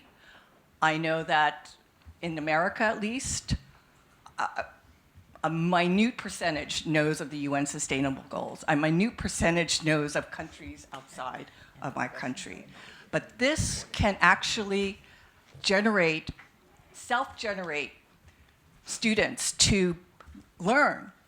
And it doesn't require government. Even if a government doesn't want it, the students, especially if all the international students come, and there's the energy of Kenya, of the Philippines, of Mexico, of Denmark, everyone coming together, it's going to be self-generate. Mm-hmm. And so this is, and I will close because Thank you, because I would like to that get is, the other people So in, I invite, but can I thank just you. say one thing, or I invite everyone to repeat after me, and I will leave after this. Every student in every classroom, In every classroom, in every school, in every school, in every country, in every country, knows the United Nations Sustainable Development Goals knows the United Nations Sustainable Development Goals, and takes at least one action to fulfill them. and takes at least one action to fulfill them. All of us together All of us together can and will can and will create a new future for the world. create a new future for the world. This was spoken by youth, Okay. and may it go out to you. Thank you. Yeah. Hello, everyone. First of all, big honor to be in the presence of so many, trailblazing feminist leaders. My name is Vedanshi. I'm with Bolt Safety Society, which is a youth-led tech startup meets nonprofit based in Canada. We brought up some points about the COVID-19 pandemic and the ways in which that's affected women's rights. I just want to say that during the pandemic, we created a Safe Hubs network in partnership with local businesses so that grocery stores and cafes can open up their doors and direct people to professional support or provide temporary refuge. That network has now grown to 48 locations in 16 cities in Canada, and we'd like to take that to different countries as well to help with preparedness of global pandemics. So to the panel, you've worked in many different countries. In which ways do you see young people like myself being able to cooperate with global partners to bring that to life in the coming years? So thank you. Thank you very much. Good question. So throughout this discussion, we've heard that women's rights are human rights. I think that all human beings deserve fundamental rights. My question is that if human rights begin at birth rather than at the beginning of human life, which science tells us happens at fertilization, doesn't that mean that we are denying the most vulnerable human beings, those in the womb, their right to life? And how do we reconcile this with foundational human rights documents such as the Universal Declaration of Human Rights, which states that everyone has the right to life. Women's rights begin in the womb. Thank you very much. Hello. First of all, thank you very much. I'm Daniela. I'm from Mexico. So hello hola. to you. I wanted to ask you, when I was listening to every one of you, my only question was, how do you act despite fear? Because that's anything that I could think of. And for example, us that come from Mexico, I think that's a constant feeling, and it's heartbreaking. And I feel fear, if I'm being honest, and I don't want to feel it. But I know that I have to do something about it. So that's just what I wanted to say, and hopefully you can give advice to young women such as me. And thank you very much, really, thank you. Thank you very much for your really honest question. Hello. So Resolution 29 of the Beijing Platform for Action states, quote, "The family is the basic unit of society and should be strengthened." So I would love to hear the panelists speak to how abortion, which is promoted under the umbrella of SRHR, achieves this goal of strengthening the family. Thank you. Thank you very much. Hello, my name is Anuradha. I represent a national women's fund called Women's Fund India. I am not a young person, unlike the people who came behind me, but I'm happy to be here. It was a very inspiring conversation. I have 2 points. I don't have questions, but I have 2 points I'd like to place for your consideration. First is, I think one of the speakers, I think the friend from Mexico, talked about the need that we need to do more of this. The energy that got created during the Beijing, the kind of, the message it communicated to the world outside. So my point is, do we need another Beijing now? Given the fact that there is such a large pushback that's happening, and there is a need to stand up in solidarity and speak with one voice, and the need to say that these are aspirations and we want accountability for the achievement of these aspirations. So it's not about just talking of aspirations, but I really felt after listening to you that we are ready for another Beijing, because clearly the agenda has been subsumed and subverted by so many different kinds of instruments, or the SDGs, which seem to somehow feel that this issue or the issues raised during Beijing were addressed. So I really feel there is a need for us to work globally for another conference like Beijing, where we hold governments accountable in a much more strident way. We bring voices from the grassroots into that conversation in a much more strident way. And there are not two sessions happening like they normally do, where the government state ministers are speaking in one forum and you have grassroots activists in the other forum, but there's actually a forum where they can all sit together and discuss. It's really, really time for us to do that.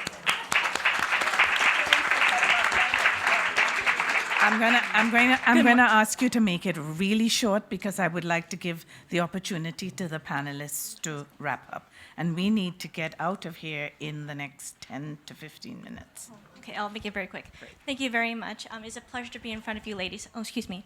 My name is Corinne, and I'm a returned Peace Corps volunteer from South Africa, and a graduate of Duke Kunshan University in China. So my question is, given all that has happened since Beijing, and the perpetual prevalence of authoritarian institutions that perpetuate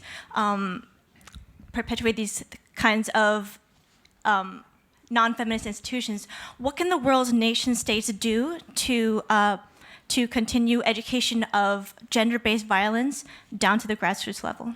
Thank you. Thank you. Thank you. My name is Nyarazo Machayamumbe from Zimbabwe. First of all, I just want to honor you all and say, well done to the Golden Girls. Let's all clap hands for them. We are here. I was 15 years old when Beijing happened. And I loved what one of the speakers said, that the girls today have to defend what their mothers fought for. That is so profound. I work with young women, and I felt like that's a powerful line for me to run with. And then I also wanted to build on what the young woman said earlier on, to say, how do we bridge the gains of your work with the young women? I'm no longer a young woman, but I'm somewhere in between, and there are generations behind me. I would have loved to say, how do we begin to think about seeing some of the young women at this platform as part of our organizing, so that we are taking this 30 years practically going forward. Now we met here 30 years after Beijing. When next are we meeting? Maybe in 5 years where something like this is happening, but we would want for us to have that kind of ownership to step into it. I don't know how that is going to look like. And lastly, I want to emphasize the point of education. I work in girls' education as well, and we can't talk about empowerment of women without education. So yes to girls' education. Thank you. Thank you so much. I want to thank each of you for your questions, and I want to give the floor to our ladies before, our veteran ladies, so that they can both answer that, as well as say some of what they think our next steps should be. Charlotte, do you want to start? Or who wants to start? I don't want to push anybody. You? Who wants to start? Great. Sure, I can start. Well, first of all, I want to say the young energy of the young women who spoke is what I believe in for the future. And the first thing I would say, as someone who began my activism at a very young age, is you just get out there and do it. And as you are doing it, and the safe houses was a great, the network of safe houses was a great example, you can look to find those of us in other institutions who need to hear about it to help celebrate it. But if I had waited in all the projects I did as a young person to be invited, I wouldn't have done anything. Because unfortunately, we're not as organized as just inviting, but we are, I think, most of us very responsive to hearing about the ideas and the energy of young people. So just keep doing it, one, and I think that all the points that were made about education are very important, because young people, I consider my education over the last 30 years since Beijing has come from my students. Young people tell me what and how these issues are changing, and I think it goes to Sak's point about the ecosystem is changing. It's from young people that I learn about what's happening on the technological field, what's happening in all of those areas. So we do really need to open that space. And finally, act without fear. That's why I've been working so much on women's human rights defenders. It is collective security. We have to provide the security for each other. We cannot assume that the governments will take care of that. So the movement of all of the women's human rights defenders, in fact, most strongly in Mexico, is a very strong women's human rights defenders movement, because there is a lot of fear, and activism brings fear because it brings violence. And the backlash is because of what we've done. So we have to defend ourselves, because the good thing is we created a movement. It touched patriarchy, if you will, Patricia. It touched patriarchy, and it has scared those who are dependent on those patriarchal structures. But we also have to build our own community defense of each other, the we, the I and you and the we, all of that. We can't just wait for someone else to defend us. So build your vision, act on it, and help get your friends to create the security that will keep us all going. So much more to say, but I'll stop. Yes. I think we have had good ideas. I want to ask you, read the platform for action and make sure that you popularize the document, because some people have never even touched the document. So can I ask all of you to go back and read the document? Even if you've done it 100 times, do it again. Can I come back on this side? Great comments. Thank you very much. Even some that I didn't agree with, because we need to be open to hear things we agree and we disagree with. There's too much closed-mindedness going on. A couple comments. One, those of you in organizations that tend to be older, invite young people and then give them some responsibility. Don't just add one person and feel good because you got a young person. You young people organizations, invite some older people. Get them to come. Listen to them. It involves listening. Intergenerational dialogue, very important. 2, technology. Like much to be said, one thing it can help with is good data gathering. We need to make data-driven decisions. It supports what we are doing and what we need to get done. 3rd, fear. Sometimes you're going to be afraid. It's okay. You know, sometimes you're going to fail. Failure is okay, too. Not too much, but a little bit. You can learn from failure. But seriously, you can learn from failure. You can learn from fear. Just grab it and use it. Don't let it use you. Thank you so much. Okay. Either of you can, Sunyan or Patricia. So can I just conclude by saying, let's revive the feminist spirit of Beijing, and yes, read the platform for action, and let us celebrate our intergenerational feminism. The oldies like us are good, but there's so many nice young women in the movement right now, and then so we're in good shape, but we mustn't fool ourselves. It's a long road ahead of us. So keep on going forward. I'm sorry, I didn't want to be the person to have the last word. It's you, Patricia, because you get the last word. Okay. And we Thank have you. one on this side too. All right. No, I wanted to talk about the knowledge sharing platform. That's one point, and I think this is really a very important suggestion. I think the means that we have at our service today can make that feasible, while in the past maybe that would have been something almost unthinkable. And if you, especially the young people, you really get on to build your networks where you involve not only young women, but also men and older persons and, societies as a whole, I think it can be very important. one specific way of sharing knowledge, which I am very fortunate to experience myself, and I would like to share it with you, is by being a mother, by telling in the house, telling my children, and I have the privilege now at this age to be working together with my daughter. And I think that's fantastic to see her passion for the women's issues, for environmental issues, for development issues. That's really very important, to have that conversation in the family. To go home and say, oh, today we had this discussion, it was just amazing, and we were going to, and then have this openness to listen to the others' opinions, and maybe we won't agree.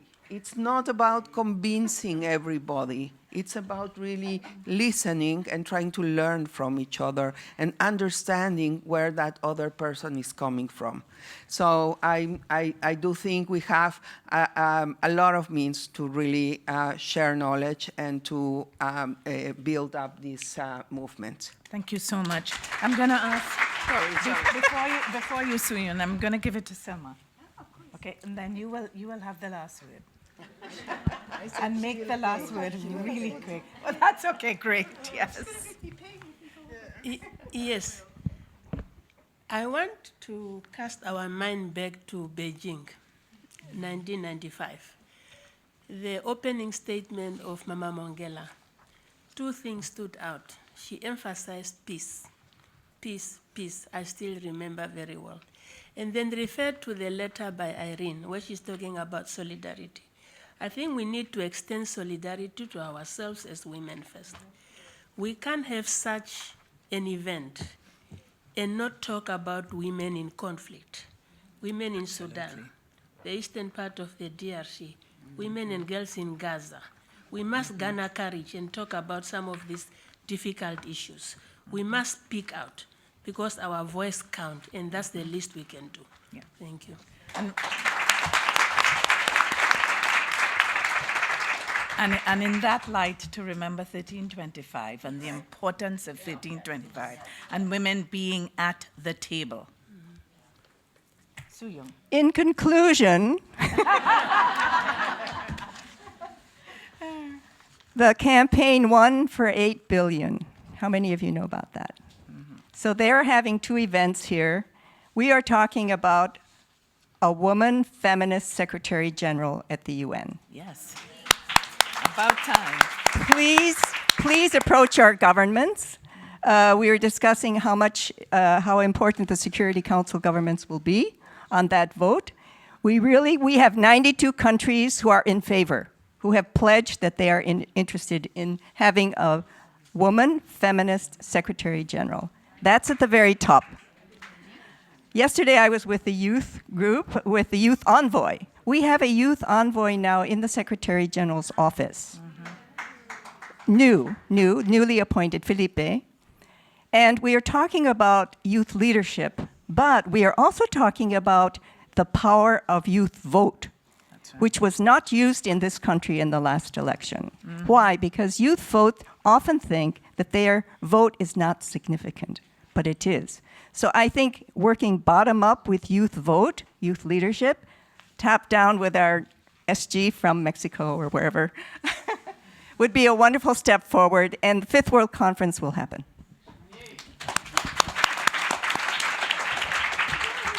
So I think what is left to say is thank you. But I wanted to just address one thing that one of the young people mentioned. What about creating space? If the space isn't there, show up. The space they'll part the waves for you. So just show up. We've come to the end of our time together, and I hope you've not only enjoyed the discussion, but have found it thought-provoking and enriching.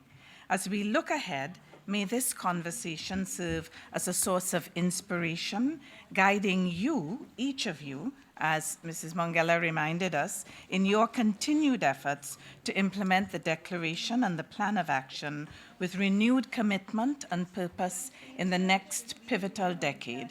Let us move forward with determination, collaboration, and a shared vision for lasting impact. Thank you.